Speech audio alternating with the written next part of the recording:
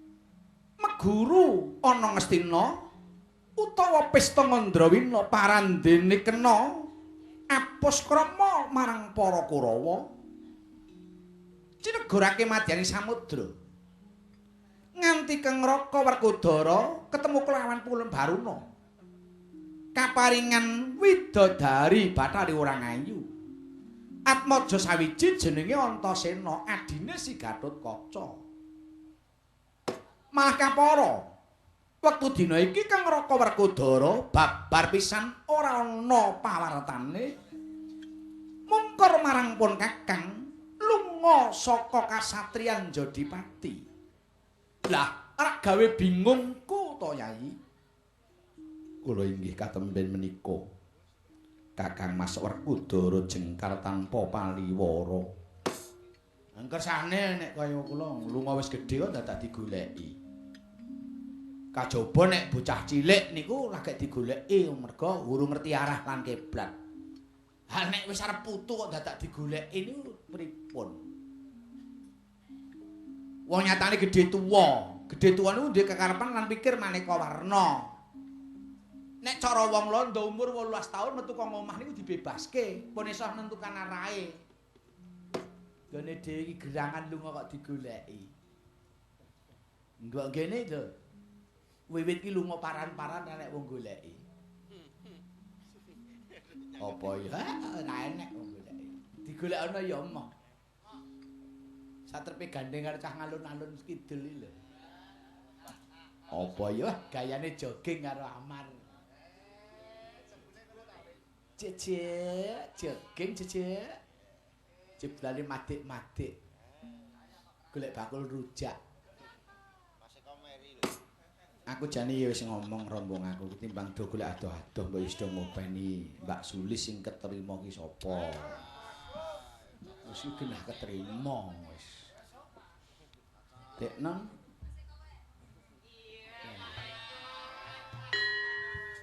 Eko kok ngomen ngopeni Sulis. Uripe ditetah mara tuwa. Janaka kula wonten dawuh saka pangarasaku Kakangmu Werkudara sipating titah ingkang kudu gedheke panalangsane. Tegese nalangsa iku dudu bungah. Dudu susah nanging wong kang prihatin, tegese prihatin dudu cegah dahar kelawan guling. Nanging langgengake rasa eling mangesti marang kang mesti. Kuwi nalangsa sipate manungsa. Kula inggih. Uga manungsa kudu asarira Bathara. Kang Raka Werkudara asarira Bathara tegese yaiku kahananing kadadeyan kabeh iki kudu percaya marang kang anglakoni. Kudu narima takdiring wiji. Tegese aja durga mangangsa-angsa nanging tumindaka kelawan sak parenge. Kuwi Kang Raka Werkudara. Kudu taberi hamarsudi marang purwaning dumadi. Tegese apa ingkang den gayuh aja nganti nganggut ati kang lumuh. Kudu sarana dilakoni dene saranane laku iku ana rong prakara yaiku kudu tlaten kelawan taberi utawa sregep. Tlaten iku kenane saka sedhithik, taberi tegese aja medhot oleh nindakake Yayi. Kula ninggi. Lan uga sipate manungsa witing urip kudu ngerti bibit lan gaib Yai. Nalipun kados pundi? Kang Raka Werkudara witing urip kudu ngerti bibit kang gaib tegese gaib ora dumunung ning bumi langit. Ora sumlempit ing bengslit, ora kalempit ana ing jarit, ora kacarup wilanganing dhuwit. Nanging kudu titi papan karempit pitakon kang luwih tertib yen wis pinangset aja nganti morah marit Yai. Mudeng Kang. Kang. Oh alah. Wedhus gembel iki malah ngiler. Diwejang apik-apik kok malah ngiler. Mula urip ya murak marik. Anggere nek piulang ora tok rungokke. Apa sing merem ki mripatku wong pikirku ki cek urip. Oh. Lah kok ora nek ngerti apa? Sinuwun paring dawuh apa? Witing urip kudu ngerti bibit kang gaib. Terus tegese gaib ora dumunung ning bumi langit. Heeh. Ora sumlempit ing beslit, iya. Ora karempit ana ing jarit. Liyane mbuh mung tekan kuwi kok. Sing krungu ya mung kecepet jarit kuwi mau. Iki ulangan luhur ya kok aja tok nggo dolanan. Wayang ki intine nek pas ngene iki. Iki piulang sing semeleh sing bener ki ning kene iki. Dadi nek nonton wayang kudu rampung tekan minimal ki 3:30 engko. Inggih. Cetok cetak kudu kang cetha, temen temu kudu kang tekan. Janaka. Angel men iki. Aku sing ngerti sing penting gosok gamelan rampung dang tampa duit wis bar. Ora dasar dadak gagas cetuk cetak kudu kang cetha wis. Nek yaene iki sok ora cetane wis. Nguyuhe kleru kok. Lah nguyuh kok kleru lah iya. Oh kidune ki arep mlebu ning toilet kok mlebu kandang sapi.